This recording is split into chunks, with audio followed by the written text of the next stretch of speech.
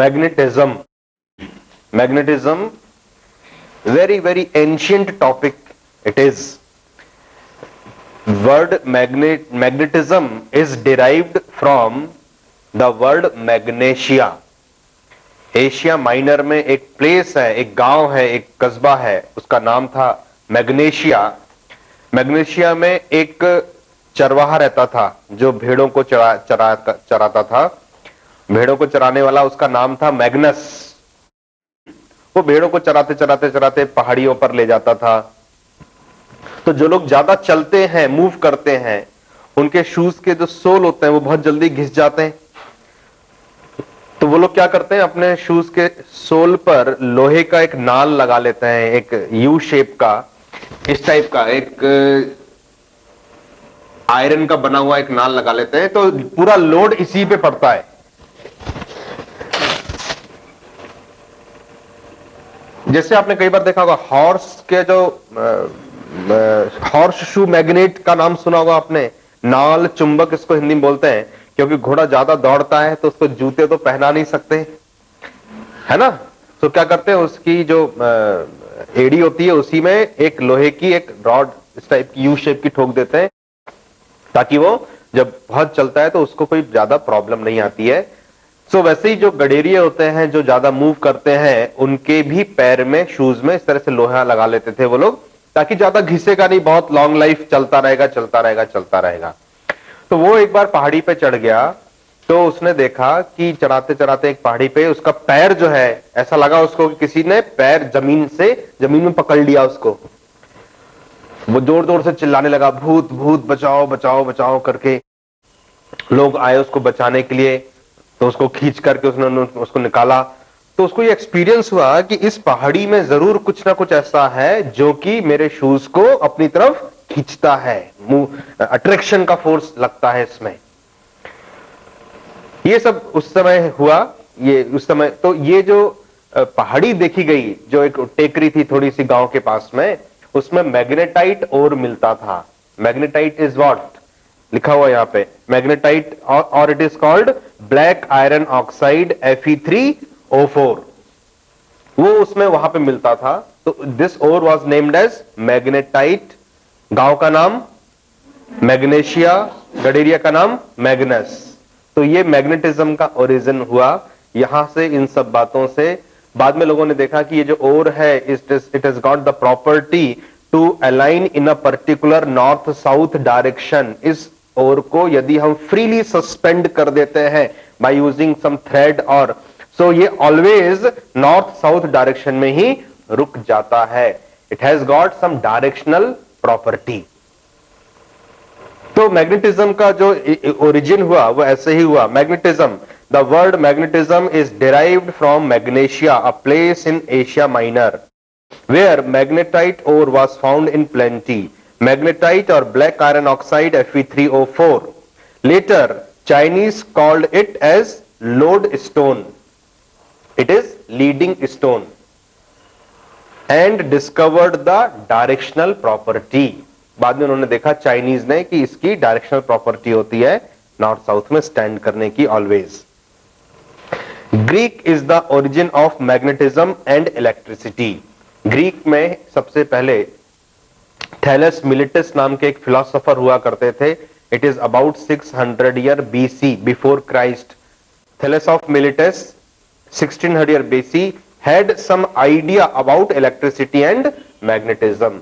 उन्होंने सबसे पहले डिस्कवर किया था कि जब आप एक कॉम को या किसी रेजिन को, इलेक्ट्रम का आपको पता है कॉन्सेप्ट, इलेक्ट्रम को जब आप रब करते हो, so it has got the property to attract a small piece of dust particles, leaves, papers like this. आज भी हम घर में कंघे को अगर रब करते हैं बालों से और किसी पेपर के छोटे छोटे पीसेस के ऊपर लेके आते हैं, तो वो क्या करता है, पेपर के पीसेस को अट्रैक्ट कर लेता है, खींच लेता है अपनी तरफ। तो वही प्रॉपर्टी उन्होंने उस समय डिस्कवर की थी। और क्योंकि it was originated from Electrum, Electrum means what, it is a resin, जिसको आज आप एम्बर बोलते हो, हिंदी में अंबर बोलते हैं, इसको एम्बर बोलते हैं। तो वो इलेक्ट्रम नाम से ही इलेक्ट्रिसिटी, इलेक्ट्रम नाम से ही इलेक्ट्रिका वर्ड डिराइव हुआ। विलियम गिलबर्ट ने 1600 ईयर्स में एक बुक लिखी थी, दी मैग्नेट। इंग्लैंड की महारानी क्वीन एलिजाबेथ के डॉक्टर थे वो, फिजिशियन। तो उन्होंने एक बुक लिखी थी डी मैग्नेट, तो वो पब्लिश हुई थी 1600 ईयर में। उन्होंने फर्स्ट टाइम इलेक्ट्रिसिटी के लिए वर्ड यूज किया था, कौन सा? इलेक्ट्रिका। इलेक्ट्रिका वर्ड यूज हुआ था। फिर उसके बाद से आगे इसके ऊपर रिसर्च हुआ। सो Greek is the origin of magnetism and electricity. Thales of Miletus 600 year BC had some idea about electricity and magnetism. The mariner's compass was invented in the year 1190. 1190 में मैरिनर्स कंपास, जो लोग समुद्र में जाते हैं, सी में जाते हैं, सी में अगर आप अंदर पहुंच जाते हो तो चारों तरफ पानी पानी पानी दिखाई पड़ता है। There is no directional identification कि किस डायरेक्शन में आप जा रहे हो, नॉर्थ में जा रहे हो, साउथ में जा रहे हो। जरा सा लहरें इधर से इधर हुई तो उसका शिप का जो डायरेक्शन है वो बदल जाता है। तो आपको पता नहीं, तो मैरिनर्स कंपास यूज हुआ उस वक्त, कब? 1190 में, कि ये ऑलवेज स्टैंड करता है किस डायरेक्शन में? नॉर्थ साउथ में। तो फिर मूवमेंट इजीली पॉसिबल हो जाता है। आजकल तो ग्लोबल सैटेलाइट सिस्टम चलता है, सैटेलाइट से पता कर लेते हैं कि हमारी पोजीशन कहां है हम ग्लोब पर उस टाइम पे मैग्नेटिज्म जब इन्वेंट हुआ था तो मैरिनर कंपास यूज होते थे। The practical beginning of the study of magnetism however dated from 1269 with the writing of the epistola by Peter Peregrinus in 1600. William Gilbert published De Magnete, a list and properties of magnetic and electric materials. मैंने अभी आपको बताया, उन्होंने उस book में D magnet में England में publish हुई थी, मैग्नेटिज्म, मैग्नेटिक मटेरियल कौन कौन से हैं और इलेक्ट्रिक मटेरियल कौन कौन से हैं, उनकी प्रॉपर्टीज उन्होंने उसमें स्पेसिफाई की थी। So this is all about magnetism की मैग्नेटिज्म है क्या, कहां से ओरिजिनेट हुआ है। Molecular theory of magnetism. Magnetism क्यों प्रोड्यूस होता है, व्हाट इज द रीजन, ये उसके बारे में हमको बताया जा रहा है। Molecular theory of magnetism, there are total 3 points. First point, the molecules of all the magnetic substances are complete magnets in themselves, having north and south poles, called elementary magnet. जितने भी मैग्नेटिक मटेरियल्स होते हैं उनके जो molecules होते हैं वो अपने आप में, उनमें मैग्नेटिज्म होता है, उनमें अपने आप में north pole, south pole, north pole, south pole, north pole, south pole की प्रॉपर्टी होती है। क्यों होती है अभी मैं आपको एक्सप्लेन कर रहा हूं। Number 2, inside the magnetic substances, the molecules are arranged so as to form closed chains. Thus, they neutralize the effect of each other. जब नॉर्मल कंडीशन में आपको कोई आयरन का पीस मिलता है तो क्या वो मैग्नेट होता है? No. In the normal condition any iron piece is not magnetized. So what happened, ये मॉलिक्यूल्स जो हैं, एटम्स हैं, जो वो रैंडमली अरेंज होते हैं, north south, north south, north south, इस तरह से चेन चलती है।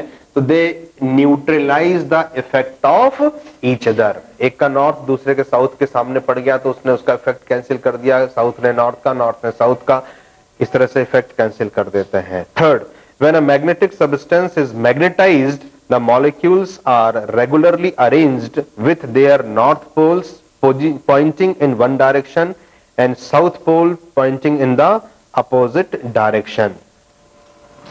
देखिए, how magnetism is produced, मेरा तो यहां भी ये मानना है कि आपको ये भी पता होना चाहिए कि मॉलिक्यूल्स में क्यों मैग्नेटिज्म होता है। देखें, मॉलिक्यूल से स्मॉलर साइज किसका?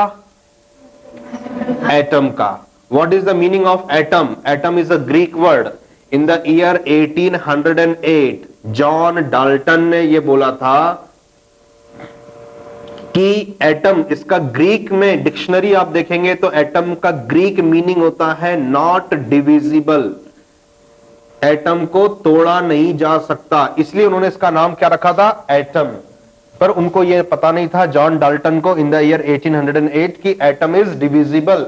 एटम के अंदर आज हमको पता है क्या होता है? Nucleus.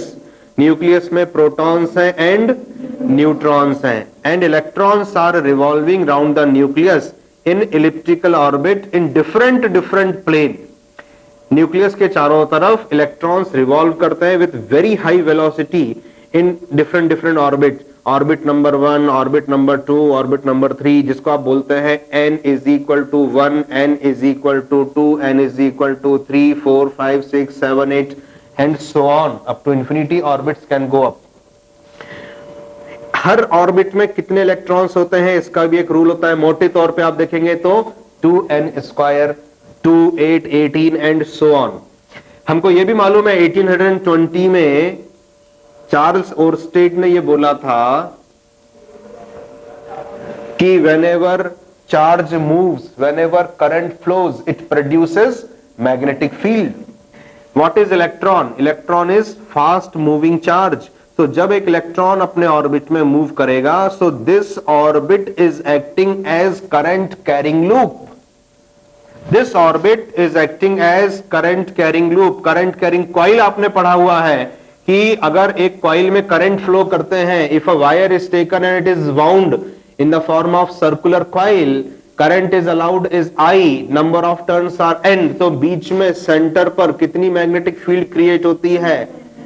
Mu 0 mu r n i upon 2r. r is the radius of the coil. इतनी। सो ये एक मैग्नेटिक फील्ड क्रिएट करेगी अगर करंट की डायरेक्शन ऐसी है।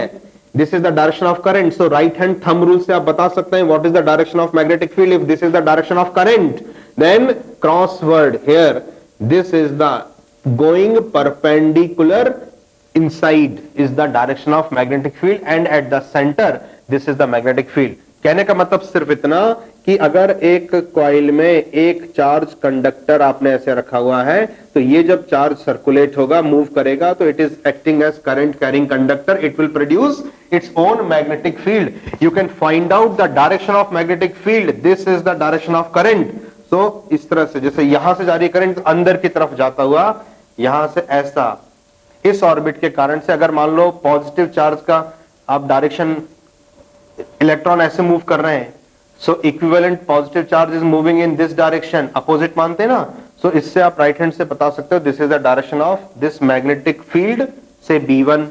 Similarly let this is the orbit, इसकी एक फील्ड हो गई, let this strength is B2. This is another orbit, इसके कारण से एक फील्ड क्रिएट हो गई, late it is B3. different orbits have their own magnetic field B1, B2, B3. अगर आपको एक एटम की बात करेंगे तो एक एटम में मेरे को अलग अलग स्ट्रेंथ की कुछ मान लो, एक एग्जांपल ले रहा हूं मैं, कुछ इस तरह से मैग्नेटिक फील्ड मिल रही है B1, B2, B3, मान लो 3 ऑर्बिट्स हैं उसके कारण से. If you vector sum all these fields, अगर आप इन सब का वेक्टर सम निकालोगे तो पता चलता है कि इस डायरेक्शन में एक रिजल्टेंट मैग्नेटिक फील्ड इस एटम के पास में आ गई है. एटम मिलकर के क्या बनाते हैं? मॉलिक्यूल्स. तो मॉलिक्यूल्स के पास में फिर ये फील्ड ऐड होगी B1, इसकी इस एटम की रिजल्टेंट, इस एटम की रिजल्टेंट, इस एटम की रिजल्टेंट. सो B1, B2, B3 करते करते पता चला एक मॉलिक्यूल के पास अपनी खुद की एक मैग्नेटिक फील्ड क्रिएट हो गई है. Let it is B. ये मैंने शो करी है. This is the magnetic field due to each molecule. ये मॉलिक्यूल की खुद की मैग्नेटिक फील्ड क्रिएटेड है, पर ऐसा बहुत कम होता है. In general magnetic movements of each and every orbit as well as molecules, they generally cancel out each other और रिजल्टेंट मैग्नेटिक फील्ड कितनी बन जाती है? 0. इसलिए most of the substances in nature they are not magnetic. Only iron, nickel, steel, cobalt, ये जो है ये मैग्नेटिक प्रॉपर्टी शो कर पाते हैं. इसका मेन रीजन क्या है ये तो मैंने आपको मोटे तौर पे समझा दिया कि it is now course study है. Actually in any orbit electron it spins about its own axis. इसको ध्यान से समझना. This is the main reason of the magnetism in any orbit. एक इलेक्ट्रॉन अपनी एक्सिस पे स्पिन मोशन भी करता है. जैसे अर्थ सन के चारों तरफ ऑर्बिट में घूमती है और अपनी एक्सिस पे भी घूमती है. What is the time period of rotation about its own axis? 24 hours. What is the time period of rotation about the sun? 365 days. Like this, sun is the center of the solar system and different planets are moving in different plane and different orbits. Same model, same model nucleus का भी है। Nucleus में ये वाला nucleus सन है, फिर same model जैसे planets के थे वैसे ही इलेक्ट्रॉन्स के हैं। Electrons are revolving in different different orbits, they possess spin motion as well as orbital motion. Electron is considered as a cloud of negative charge. Electron is considered as a cloud of negative charge. ये negative charge का एक cloud है. This is electron. If it is rotating about its own axis, negative charge जो है वो अपनी axis पर घूम रहा है, मूव करता है। चार्ल्स ओरस्टेड ने बोला कि whenever any charge moves, it produces magnetic field.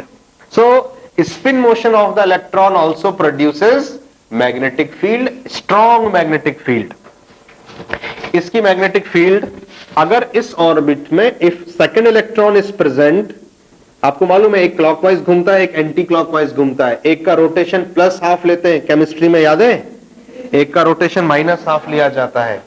Clockwise and anti clockwise pair wise इनका स्पिन होता है, एक दूसरे को बैलेंस करते हैं, एक ऐसे घूमता है तो एक ऐसे घूमता है ना। सो इसका मैग्नेटिक मूवमेंट इसके मैग्नेटिक मूवमेंट को कैंसिल कर देता है। अगर आप इसको बोलते हैं, इट इज कॉल्ड डोमेन, यहां से एक डोमेन थ्योरी जनरेट होती है कि if in an orbit electrons के पेयर हैं, ऐसे रिप्रेजेंट करते हैं, वन इलेक्ट्रॉन इज रोटेटिंग से for example clockwise, second rotation is anti clockwise, इनका एक डोमेन बन गया। डोमेन समझते हैं? परिसर, जैसे हम घर है, घर के चारों तरफ एक बाउंड्री लगा लेते हैं अपन, हमारा घर, और ये हमारा क्या है, डोमेन हो गया, हमारा परिसर हो गया। कई एड्रेसेस में भी लिखा जाता है ना, दिस परिसर, है ना। सो इस परिसर में मतलब एटम के अंदर एक छोटी सी परिसर है, डोमेन है, जिसमें दो इलेक्ट्रॉन को कंसीडर किया जा रहा है। If one rotation is clockwise, second is anti clockwise, they cancel out the effect of each other. दूसरा पेयर कंसीडर किया गया, हाफ एरो बनाते हैं इसको बताने के लिए, डोमेन थ्योरी बोलते हैं इसको। कैंसिल आउट, फिर एक का, फिर दूसरे का कैंसिल आउट, इस तरह से डोमेन्स होते हैं। अगर किसी तरह से किसी ऑर्बिट के किसी इसमें एक अनपेयर्ड इलेक्ट्रॉन बच गया, अनपेयर्ड इलेक्ट्रॉन मींस जिसका काउंटर बैलेंस नहीं किया गया, क्लॉकवाइज रोटेशन का एंटी क्लॉकवाइज रोटेशन नहीं मिला, सो व्हाट विल हैपन, इसके कारण से क्या बनेगा, it will create magnetic field, it is magnetic field, it will create magnetic field.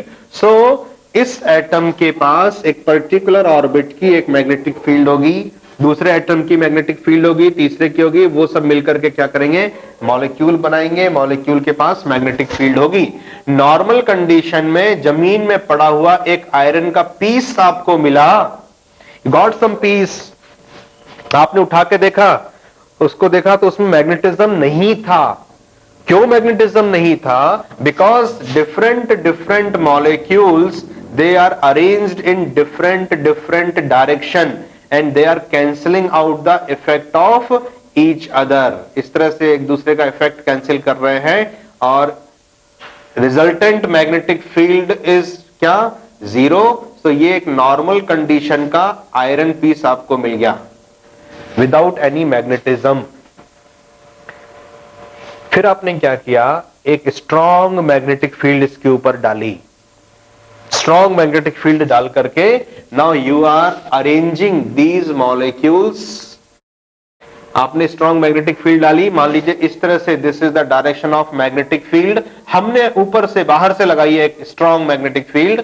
These molecules they possess magnetism, but actually the orientation is not, discipline में नहीं था इनका orientation. So now they are trying to align themselves in the direction of applied magnetic field. हमने पढ़ा है एक magnetic field में अगर आप एक डाइपोल को रख देते हैं, सो ये magnetic field left to right चल रही थी, इसका मतलब जरूर यहां कहीं नॉर्थ होता, यहां कहीं साउथ होता, है ना। नॉर्थ से लाइंस ऑफ फोर्सेस निकलती हैं, साउथ की तरफ जाती हैं, तो ये मैग्नेट जो है छोटा मैग्नेट, इसका साउथ पोल लेफ्ट साइड में आता, नॉर्थ पोल राइट साइड में आता, और इस तरह से ये अरेंज हो जाता। It try to align itself in the direction parallel to the lines of forces. यहां पे भी ये जो रैंडम डिस्ट्रीब्यूशन था मॉलिक्यूल्स का, एप्लीकेशन ऑफ मैग्नेटिक फील्ड होने से क्या होगा, वो एक पर्टिकुलर डिसिप्लिन में एक डायरेक्शन में अलाइन हो जाएंगे। किस कारण से अलाइन हुए, ये जो मैग्नेटिक फील्ड आपने लगा दी इसके कारण से अलाइन हो गए। नाउ इन मॉलिक्यूल्स की सबकी south north south north south north south north south north add होती गई ऐड होती गई ऐड होती गई, एक रिजल्टेंट नॉर्थ पोल आपको यहां पर बनता हुआ दिखाई पड़ा और एक रिजल्टेंट साउथ पोल यहां पे आपको बनता हुआ दिखाई पड़ा। लाइंस ऑफ फोर्सेस जब आप कंसीडर करोगे तो resultant lines of forces north से निकलती हैं ऐसा मानते हैं अपन, और साउथ पर एंटर करती हैं। इस तरह से ये रिजल्टेंट लाइंस ऑफ फोर्सेस निकलती हैं और एक स्ट्रॉन्ग मैग्नेट डेवलप हो गया। Strong magnet is developed. छोटे छोटे छोटे छोटे मॉलिक्यूल्स अगर एक डिसिप्लिन में अरेंज हो जाते हैं तो दे produces a strong magnet. This is called molecular theory of the magnetism, this is called domain theory of the magnetism, this is orbital theory. मतलब इस ऑर्बिटल थ्योरी का नाम नहीं बोलते हैं पर स्पिन मोशन के कारण में डोमिनेट दोनों है, ऑर्बिटल मोशन भी है इलेक्ट्रॉन्स का और स्पिन मोशन भी है। डोमिनेट कौन करता है, स्पिन मोशन। कभी अगर क्वेश्चन आता है कि in an atom magnetic field is produced due to spin motion of the electrons in the orbit, आपको लिखना पड़ेगा। सो मैग्नेटिज्म का फंडामेंटल अगर आप देखेंगे मैग्नेटोस्टैटिक्स का तो क्या है, it is magnetic pole. Magnetic pole अगर मैं कंपेयर करूं with the electricity, so electricity में electric charge is fundamental, it is denoted as Q, it is denoted as small m। इसमें isolated positive and negative charges are possible. In magnetism isolated north pole और isolated south pole is not possible. जब कभी भी मिलेंगे always south pole और and north pole of equal strength always you will find. क्यों ऐसा है, क्योंकि जैसे एटम है, एटम की लाइंस ऑफ फोर्सेस होती हैं तो lines of forces close path cover करती हैं, क्लोज पाथ कर दिए तो ये तो हमारा कन्वेंशन है कि जहां से लाइंस निकल रही हैं that is considered as north pole और जहां पे एंटर करती हैं that is considered as south pole. दो अलग अलग चीजें थोड़ी है, वो तो एक सर्किल है complete, it is a circle. अगर आपसे पूछेंगे कहां से स्टार्ट करना है कहां एंड करना है, यू नेवर कैन से कि कहां से स्टार्टिंग पॉइंट है कहां एंड पॉइंट है, आप बता नहीं सकते। इसलिए हम कहीं भी ऐसा कन्वेंशन मान लेते हैं कि जहां से एंटर कर रही है वो साउथ मान ले, जहां से निकल रही है वो नॉर्थ मान ले। एंटर एंड एग्जिट, एक्चुअली में इट इज क्लोज पाथ, कहीं से स्टार्टिंग नहीं होती इनकी, कहीं एंड नहीं होती है, ये एक डिफरेंस है। सो आइसोलेटेड नॉर्थ पोल और isolated south pole is not possible. लेकिन हम मैग्नेटोस्टैटिक्स में कंसीडर करने के लिए, फॉर्मूला डिराइव करने के लिए ऐसा मान लेते हैं कि एक unit north pole, unit means +1 weber का, +1 नहीं 1 वेबर का north pole, it is considered as test magnetic pole. Electricity में क्या करते थे, +1 कूलम्ब का positive charge, it is considered as test charge, test charge हम बोलते थे इसको। सो ऐसे ही मैग्नेटिज्म में यूनिट नॉर्थ पोल को m वेबर का अगर एक पोल आपने रखा है तो जिस तरह से इलेक्ट्रिक चार्ज फील्ड बनाता था, सिमिलर पैटर्न पर मैग्नेटिक पोल भी मैग्नेटिक फील्ड क्रिएट करेगा। You know what is the meaning of electric potential at a point. Electric potential कैसे डिफाइन होता था, 1/4πε0 Q/R। It is the work done in bringing a unit positive charge from infinity to that point. Similarly, due to this magnetic pole, what is the magnetic potential here? It is work done in bringing a unit north pole from infinity to this point. Magnetic potential का formula क्या होगा? This is the constant in electricity. Magnetism का constant क्या होता है, μ0 μr/4π। Q की जगह रख दे m, distance is r, is r here, it is called magnetic potential। Magnetic potential at a distance r from a magnetic pole V is equal to mu 0 upon 4 pi m upon r, right? Magnetic flux density at a distance r from a magnetic pole. यहां पे electric field intensity आप define करते थे. What is the formula of electric field intensity? 1 upon 4 pi epsilon 0 epsilon r q by r square. Here we define magnetic flux density denoted as B. It is mu 0 mu r upon 4 pi m upon r square. What is the definition? Definition is magnetic flux density at a distance r is the force experienced by a unit north pole placed at that point.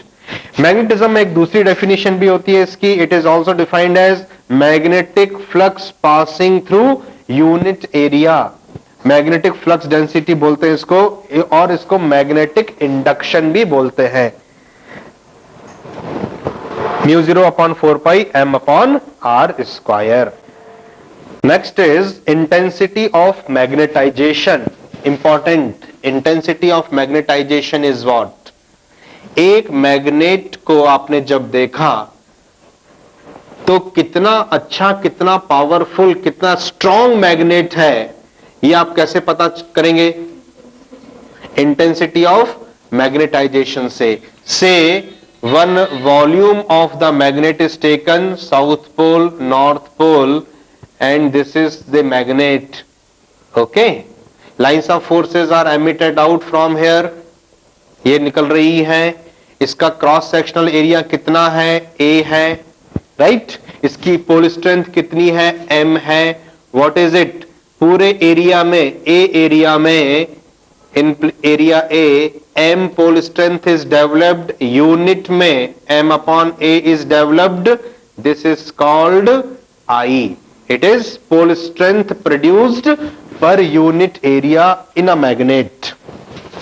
If I multiply numerator and denominator by L, मैं L से ऊपर और नीचे divide कर देता हूं, then magnetic pole strength multiplied by length of the magnet, it is called magnetic dipole moment. जैसे दो चार्जेस होते थे, minus q and plus q, two opposite charges, इनके बीच का सेपरेशन 2L होता था या L होता था. Then what is electric dipole movement? दोनों में से कोई भी एक charge multiplied by separation between them, बोलते थे ना. This is called electric dipole movement. Pole strength multiplied by separation between the two poles, it is called magnetic dipole moment denoted by capital M. What is area into length? This is volume. So intensity of magnetization is also defined as magnetic dipole moment produced per unit volume. So intensity of magnetization का definition है, the magnetic dipole moment per unit volume of the substance is known as intensity of magnetization. I is M upon V. It is 2 ml upon A into 2L. That is simple. M by A pole strength per unit area. Its unit is Weber per meter square. It is also the unit of B, that is magnetic induction. Next is magnetic susceptibility. It is denoted by K or zeta. Zeta is what? Susceptibility is what? Capability to gain the magnetism.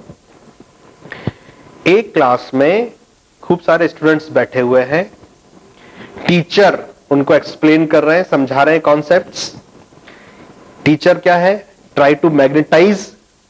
Student कैसा है? Iron के जैसा है, random पढ़ा, knowledge है, समझ है, विवेक है, सब कुछ है, लेकिन उस ज्ञान को, उस नॉलेज को व्यवस्थित करने का काम किसका है? टीचर का.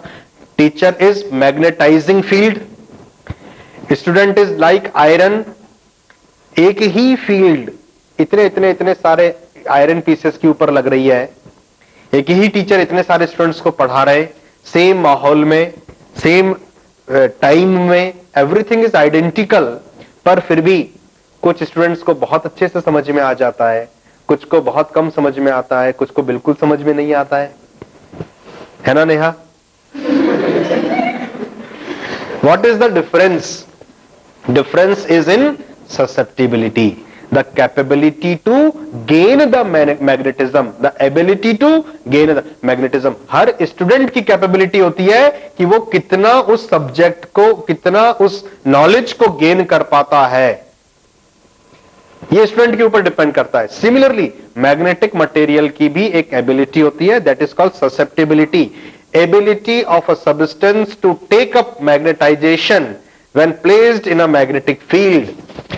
डेफिनेटली किसी भी मैग्नेटाइजेशन जब आप किया करते हैं तो कोई भी magnet, what is the intensity of magnetisation, कोई मैग्नेट कितना अच्छा मैग्नेट बना है वो है आई. I is proportional to H. जैसे आप बोलते हैं स्टूडेंट की नॉलेज जो है वो प्रोपोर्शनल होती है किसके ऊपर, टीचर के ऊपर. अच्छे टीचर से क्यों पढ़ना पसंद करते हैं हम, क्योंकि टीचर की जितनी ज्यादा पावर होगी इट इज स्टूडेंट की भी प्रोपोर्शनल टू होती है. स्टूडेंट की नॉलेज, स्टूडेंट की कैपेबिलिटी प्रोपोर्शनल टू कैपेबिलिटी और एबिलिटी ऑफ द टीचर. लेकिन इसमें भी फिर भी आई इज इक्वल टू एक कांस्टेंट लग जाता है जीटा इंटू एच. ये कैपेबिलिटी स्टूडेंट के ऊपर डिपेंड करती है कि कितना ब्रिलियंट स्टूडेंट है. एबिलिटी टू गेन द, एक ही टीचर एक ही क्लास में इतने सारे स्टूडेंट्स को पढ़ा रहे हैं लेकिन हर एक को सेम नॉलेज नहीं हो रहा है, हर एक की कैपेबिलिटी सेम डेवलप नहीं हो रही है, हर एक की अलग अलग अलग अलग अलग अलग अलग अलग है ना. दिस इज कॉल्ड ससेप्टिबिलिटी, इसको बोला जाता है. I is equal to K H लिख सकते हैं या I is equal to zeta into H लिख सकते हैं. के और zeta is called magnetic susceptibility. Susceptibility of the substance I is intensity of magnetization. Notice there K is positive for para and ferromagnetic. Ferromagnetic के लिए susceptibility बहुत high होती है, paramagnetic के लिए लेस होती है. Ferromagnetic K is negative for diamagnetic. कुछ स्टूडेंट्स ऐसे भी होते हैं जिनको कुछ कॉन्सेप्ट आपने समझाया कि lines of forces they are emitted from north pole and they form close path south to north. उनको समझ में आ गया कि नॉर्थ पोल इधर, ये साउथ पोल सर ने बताया है, और लाइंस ऑफ फोर्सेस कहां से निकलती हैं, साउथ पोल से निकलती हैं. उल्टा समझ में आ गया, they are diamagnetic in nature. पहले भी समझ में आया. K is zero for vacuum. Vacuum को कुछ समझ में नहीं आता, ना पॉजिटिव ना नेगेटिव. सुगम समझ में आया. If H is equal to 1 then K is equal to I. K is equal to mu r minus 1. ये एक इंपॉर्टेंट रिलेशन है. ससेप्टिबिलिटी म्यू आर के प्रोपोर्शनल होती है पर उससे एक कम होती है, ऐसा बोलते हैं, म्यू आर माइनस 1. K और ZM mu is equal to 1 plus 4 pi zeta. Absolute permeability में और जीटा में रिलेशन होता है, mu is equal to 1 plus 4 pi zeta. For ferromagnetic mu it is nearly 1500. For diamagnetic mu is less than और equal to 1. For paramagnetic mu is slightly greater than 1. Actually mu की value, ये sign ऐसा है, mu is slightly less than and mu is slightly greater than 1. Magnetic induction. It is defined as the force on a unit north pole placed on a narrow cavity with its parallel faces at right angles to the direction of magnetization. It is also called magnetic flux density. ये मैं आपको दोबारा इसलिए explain कर रहा हूं because it is very very important. जैसे electricity में E होता था, E और सिग्मा दोनों में नियरली सेम रिलेशन होता था. What is the relation? Sigma is equal to epsilon 0 epsilon r E square by Gauss theorem. What is Gauss theorem? Close integration of E ds is equal to q upon epsilon 0 epsilon r. So यहां से आप E को बाहर निकालते थे, integration, it is called area q upon epsilon 0 epsilon r. Sorry, this is E. So it is E is equal to Q upon A. Q upon A is sigma. Sigma upon epsilon 0 epsilon r. What is sigma? Sigma is epsilon 0 epsilon r E. So जो function, this is actually constant. जो relation E और sigma के लिए define होता था वो यहाँ पर एक है, that is called magnetic flux density. B के लिए define होता है. Okay? Magnetic induction it is equal to H plus 4 pi I. Very important relation है, ऊपर भी आ चुका है ये relation. The total number of lines of force threading the specimen per unit area is called magnetic induction. What is sigma defined in electricity? It is flux passing per unit area. It is sigma is charge density, you called charge distributed per unit area. Similarly, B here is magnetic flux density per unit area. It is also called magnetic induction. It is also called sometimes magnetic intensity. B not और BM, इन दोनों में क्या relation है? Inside a material total magnetic field density is what? किसी भी material के अंदर total magnetic field density कितनी होती है? दैट इज इक्वल टू होता है B0 plus BM। What is B0? Flux density in vacuum due to magnetising field. अगर आपने मटेरियल को नहीं रखा, ओनली वैक्यूम इज देयर, तो what is the magnetic density? B naught and BM flux density due to magnetization of the material। दोनों का सम कर दीजिए, खाली जब वैक्यूम थी तब और खाली जब मटेरियल था तब। अब जब इसको आपने रखा है तो टोटल दोनों का sum is the resultant magnetic induction. Here electricity में relation sigma is equal to epsilon 0 epsilon r E. Here the relation is B is equal to mu 0 mu r H। Analogy कर रहा हूं मैं, अब आपको clear समझ में आ रहा होगा। Intensity means H is called magnetic field intensity and density is sigma, density is B, that is magnetic flux density. Intensity of magnetic field H, force experienced by a unit north pole. Electricity में क्या होता था? Force experienced by a unit positive charge. MKS unit of B is ampere turn per meter और it is Newton per Weber। Magnetism में magnetic intensity, intensity of magnetization, magnetic flux density, magnetic induction, इन सबको nearly same ही लेते हैं, same माना जाता है। कभी अगर किसी क्वेश्चन में कुछ डिफरेंस आ रहा हो, you should consider all it as B, सबको B के मान के ट्रीट करेंगे आप। Curie Weiss law, important law, zeta is proportional to 1 upon T। What is the meaning of this? देखिए, as the temperature of a material increases, material का temperature आप जैसे जैसे इंक्रीज करते जाते हो, इसकी ससेप्टिबिलिटी डिक्रीज होती जाती है। T is absolute temperature of the material. How it is? If you plot a graph, temperature versus susceptibility. When temperature is 0, something susceptibility is there. Temperature increases, susceptibility decreases, and at a particular temperature, susceptibility becomes 0. अगर मैं आपको बोलूं class जब हमारी चलती है उसमें हम टाइम में and susceptibility of the student में अगर एक ग्राफ प्लॉट करें, duration of the class, time start हुई class, susceptibility is very high, सब कुछ समझ में आ रहा है। पहले 15 मिनट तक एवरीथिंग इज बिल्कुल फ्रेश एंड क्लियर, सर जो समझा रहे हैं समझ में आ रहा है, ठीक। जैसे जैसे टाइम बढ़ने लग गया, सो ससेप्टिबिलिटी देन डिक्रीजेस।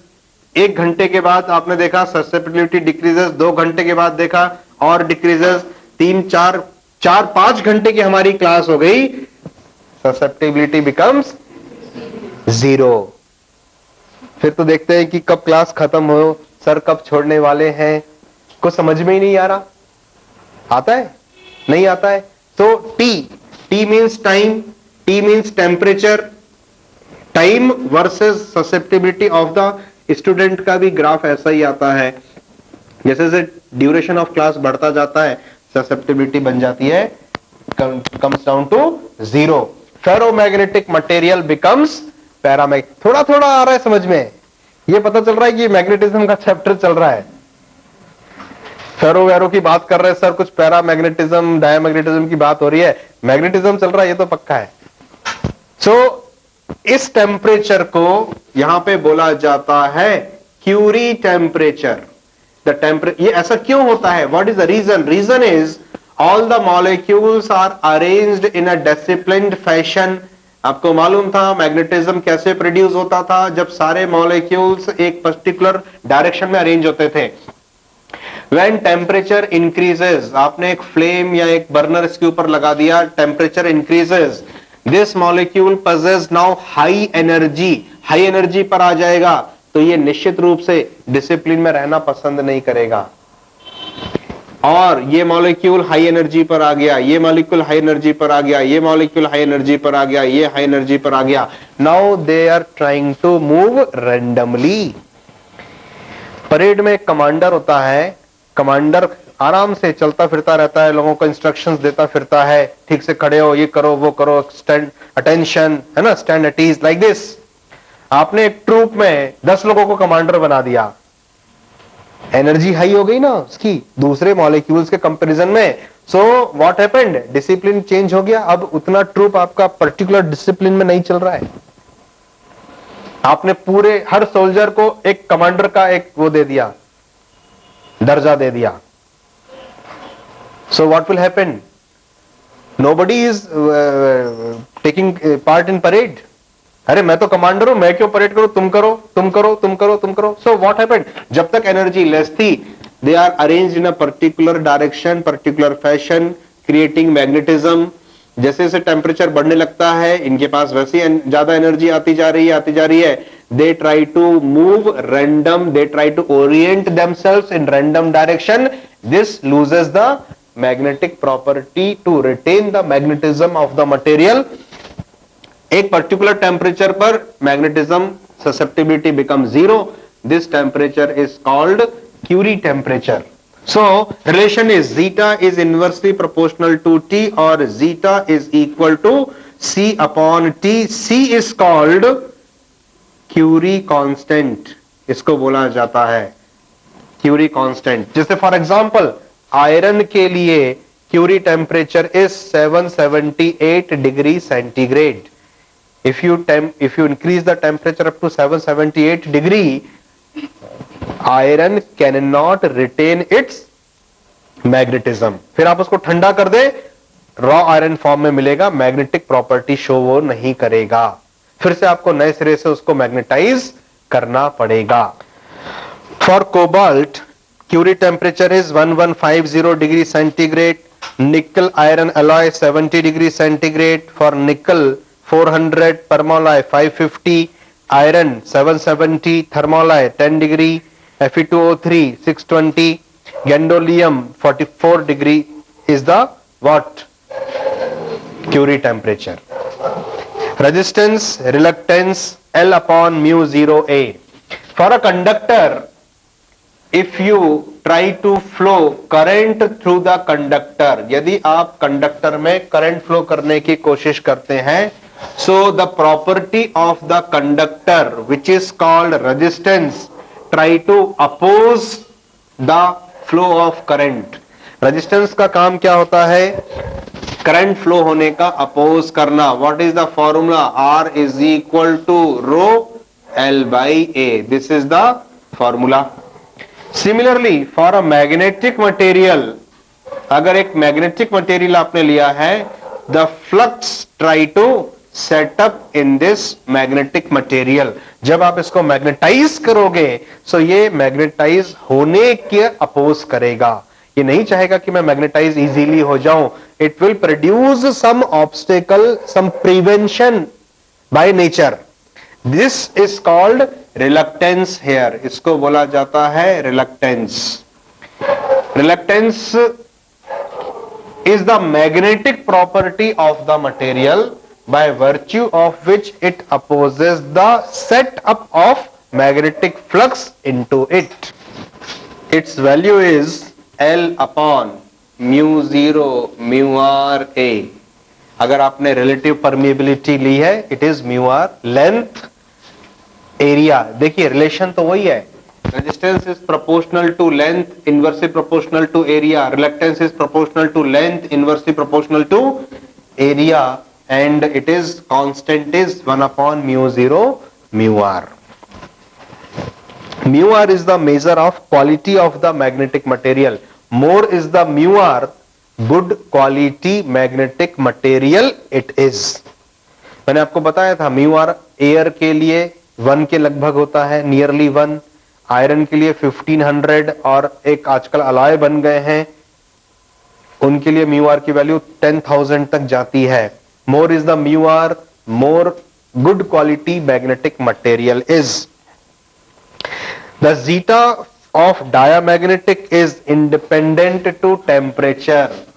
एक वंडरफुल कॉन्सेप्ट आया है यहां पे. एक ऐसा पर्सन जो डायामैग्नेटिक था, कई लोग क्लास में ऐसे बैठते हैं ना जिनको कुछ समझ में नहीं आता, चाहे जीरो टाइम पे आप देखें, चाहे 15 मिनट बाद देखें, चाहे आधे घंटे बाद देखें, चाहे 2 घंटे बाद देखें, चाहे 5 घंटे बाद देखें, है ना, बैठे रहते हैं.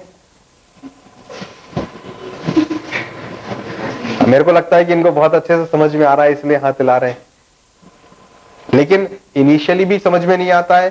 तो ऐसे मटेरियल्स, ऐसे स्टूडेंट्स की जो जीटा होती है वो क्या होती है, इंडिपेंडेंट टू टेम्परेचर. जब भी आप पूछो 5 घंटे बाद भी तो वही इंटेंसिटी से सिर हिलाते रहेंगे. समझ में आ रहा है जैसे, है ना. फेरोमैग्नेटिक मटेरियल में क्या होता है, इट डिक्लाइन. जो अच्छे स्टूडेंट्स होते हैं उनके साथ क्या होता है, स्टार्टिंग में बहुत अच्छे से समझ में आ रहा है, यस यस, फिर धीरे धीरे थक गए, 5 घंटे के बाद में जीरो हो गई, क्योंकि they are brilliant, they are try to understand. पर पैरामैग्नेटिक है, पैरामैग्नेटिक में भी it is nearly like this, zeta is very small. पर डायामैग्नेटिक के लिए जीटा नेगेटिव होती है, it is independent to temperature. अगर आप 10 घंटे भी क्लास में बिठा लो ऐसे स्टूडेंट्स को, दे विल कंटिन्यू, कोई फर्क नहीं पड़ता. क्यों सिर प्रताप?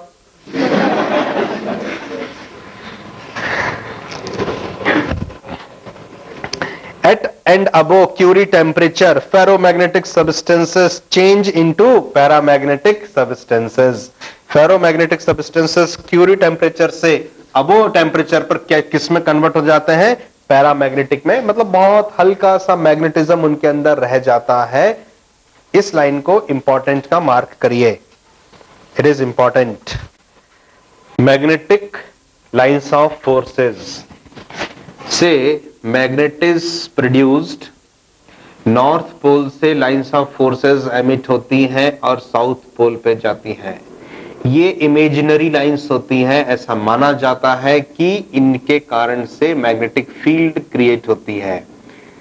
ओके, जैसे इस प्लेस पर आपने एक बॉडी को छोड़ा, वो नीचे की तरफ गिर गई, मोर स्पेसिफिकली बोले तो टपक गई. ठीक है, क्यों नीचे टपक गई, ग्रेविटेशनल फोर्स, है ना. अब आप अगर एक बॉडी को यहां रखते हो, ऐसे आपने रखा ये, अब आप इसको शो कैसे करोगे कि इसके ऊपर एक फोर्स नीचे की तरफ लगता है, gravitational force it is called. We एक एरो लगा देते हैं, हम बोलते हैं भाई दिस इज द डायरेक्शन. क्यों है, क्योंकि आपने इसको मैग्नेटिक लाइंस ऑफ फोर्सेस के जैसे ग्रेविटेशनल लाइंस ऑफ फोर्सेस में आपने यार कहा ये these are gravitational lines of forces. If you keep some mass into it, it will experience a force in the direction of lines of forces. इसलिए ये नीचे की तरफ गिर गई. यहां पे भी एक बॉडी को आपने रखा, आपने उस बॉडी को जब इसके आयरन का पीस था इसके पास रखा, तो मैंने देखा कि उस आयरन के पीस के ऊपर अट्रैक्शन का ऐसा लग रहा है कि इसको खींच रहा है. खींच रहा है मतलब it is a force. Force क्यों लग रहा है, मैंने ऐसा देखा था कि अगर किसी बॉडी को खींचना होता है, एक लड़के को, छोटे बच्चे को एक टॉय को खींचना था, तो उसने क्या करा, टॉय में एक धागा बांधा और धागा बांध करके उसको क्या कर रहा है, पुलिंग आउट, खींच रहा है उसको. ठीक है. सो ये जो पतले पतले पतले पतले धागे हम अज्यूम करते हैं, थ्रेड्स, इमेजिनरी थ्रेड्स, की वो मैग्नेट से निकलते हैं और इस तरह से नॉर्थ पोल से निकल करके साउथ पोल तक जाते हैं. And inside the magnet they travel from south pole to north pole, they form close path. इनको बोलते हैं मैग्नेटिक लाइंस ऑफ फोर्सेस. जैसे ग्लोब के ऊपर लैटिट्यूड एंड लॉन्गिट्यूड बनाई जाती है, ये क्या है, कोई वास्तव में किसी ने पेंट करके थोड़ी लाइंस खींची गई हैं, इट इज इमेजिनरी लाइंस. लेकिन कैलकुलेशन इज सो एक्यूरेट. एक मिसाइल को कंप्यूटर में ऑर्डर दिया जाता है, इतने डिग्री लैटिट्यूड इतने डिग्री लॉन्गिट्यूड पे फायर करेंगे, तो एग्जैक्ट वो उसी टारगेट पे जाकर के फूटती है जहां पे फूटना है. दीज आर इमेजिनरी लाइंस, लेकिन मैप आपने इस तरह से किया हुआ है कि उनके कैलकुलेशन आप इस तरह से कर लेते हो. सो दीज इक्वेटर क्या है? Equator is imaginary line. So ये भी एक इमेजिनरी लाइन है. जैसे आपने चार्ज के लिए देखा था, माइनस चार्ज प्लस चार्ज, है ना, तो हम मानते थे प्लस चार्ज से electric lines of forces out होती हैं, निकलती हैं, है ना, और नेगेटिव चार्ज पर इंफिनिटी से आती है, वापस आती है. अगर इफ इट इज आइसोलेटेड, अगर डाइपोल है तो कुछ पाथ यहीं से यहीं कवर भी हो जाएगा. एक क्लोज पाथ, एक डिफरेंस है मैग्नेटिक लाइंस ऑफ फोर्सेस से. Electric lines of forces do not form close path, but magnetic lines of forces form close path. यही एक वन एंड ओनली डिफरेंस है दोनों में. It is important. सो कुछ properties होती है मैग्नेटिक लाइंस ऑफ फोर्सेस की, वो देखेंगे. Refer the booklet. Properties of magnetic lines of forces. First, they are closed and continuous curve, they never terminate. Difference between magnetic lines of force and electric lines of force, most important point it is. Second point, outside the magnet the direction is from north to south, and inside the magnet the direction is from south to north pole. Third, the tangent drawn at any point on the curve gives the direction of the resultant magnetic field at that point. यहां पर आपको पता करना है what is the actual direction of lines of forces. इस point पर, इस curve के ऊपर एक टेंजेंट ड्रॉ कर दीजिए in the direction of lines of forces. यहां पे पता करना है what is the direction of lines of force, तो यहां पे टेंजेंट ड्रॉ कर दीजिए. This will give you the direction of magnetic force acting on a unit north pole if placed at that point. Fourth, they do not intersect each other. If two lines of forces intersect at a point, then there would be two tangents at that point, hence the resultant force and field would have two directions, which is not possible. Therefore, the lines of force do not intersect. इसके ऊपर लिखिए most important, कई theory exams में इसका पूछा जाता है explanation. Why electric lines of forces and magnetic lines of forces do not intersect. दोनों के लिए एक ही रीजन है कि अगर मान लीजिए दो लाइंस इंटरसेक्ट कर गई तो इस पॉइंट पर ये लाइन बोलेगी कि इस तरफ डायरेक्शन है, फोर्स इस तरफ लगेगा. ये लाइन बोलेगी कि नहीं नहीं टेंजेंट इधर आ रहा है, इसके तरफ फोर्स लगेगा. अब एक ही पॉइंट पर फोर्स के दो डायरेक्शन नहीं पॉसिबल है. जैसे एक घर में रहने वाले दो बच्चों के नाम एक जैसे नहीं हो सकते. एक ही एड्रेस था, senior MIG number 12 B sector Indrapuri Bhopal. उसमें दो बच्चे रहते हैं, दोनों के नाम पंकज हैं. तेरा नाम क्या है? पंकज जैन. बड़ा भाई पंकज जैन. ऐसा कभी पॉसिबल नहीं हो सकता. और अगर दो नाम एक जैसे मैच कर रहे हैं तो वो दोनों एक ही पर्सन है एक्चुअली में. So two lines of forces never intersect. They are dense near the poles where the magnetic field is strong and get separated where the magnetic field is weak. अगर lines of forces crowded हैं, पास पास पास पास पास पे, means strength is high. यहां पे north pole को रखने पे ज्यादा force लगेगा, और अगर ये डेंस नहीं है, दूर दूर है, तो यहां पे मैग्नेटिक फील्ड की स्ट्रेंथ इसके कंपैरिजन में क्या है? लेस है, कम है. Sixth point, they repel each other in the direction perpendicular to it, therefore like poles repel each other. Because all these lines of forces are originated from north pole, तो same polarity से निकलने के कारण से ये आपस में एक दूसरे को lateral, this is called lateral, this is called longitudinal. So lateral क्या करती है? एक दूसरे को धक्का मारती हैं. इसीलिए अगर एक पोल से लाइंस निकलती है, मान लीजिए north pole is this, south pole is, कभी भी इस तरह से ऐसे ऐसे ऐसे लाइंस नहीं होती हैं. क्या होता है एक्चुअली में? ड्यू टू म्यूचुअल रिपल्शन, वो थोड़ी सी एक दूसरे को धक्का देती हुई, कर्व्ड बनाती हुई, ये एक्चुअल डायरेक्शन, ये गलत है, ये सही है, रिपल्शन के कारण. Seventh, they experience tension along the lines of force, therefore unlike poles attract each other. They try to contract in longitudinal direction. Lengthwise वो सिकुड़ने की कोशिश करती हैं, इसीलिए अपोजिट पोल्स के बीच में अट्रैक्शन होता है. Eighth point, they behave just like a stressed elastic string. जैसे रबर बैंड होती है उस टाइप से इनका बिहेवियर होता है. रबर बैंड भी सिकुड़ने की कोशिश करती है, दो अपोजिट पोल्स को पास लाने की कोशिश करती है. और अगर अपोजिट पोल्स पास आते हैं, अगर सेम पोल आप ले लें, नॉर्थ पोल, तो लाइंस ऑफ फोर्सेस कुछ इस तरह से बन जाएंगी because of the repulsion. North pole से आउट होती हैं, इस तरह से lines of forces point pole के कारण इस तरह से, दिस शोज रिपल्शन.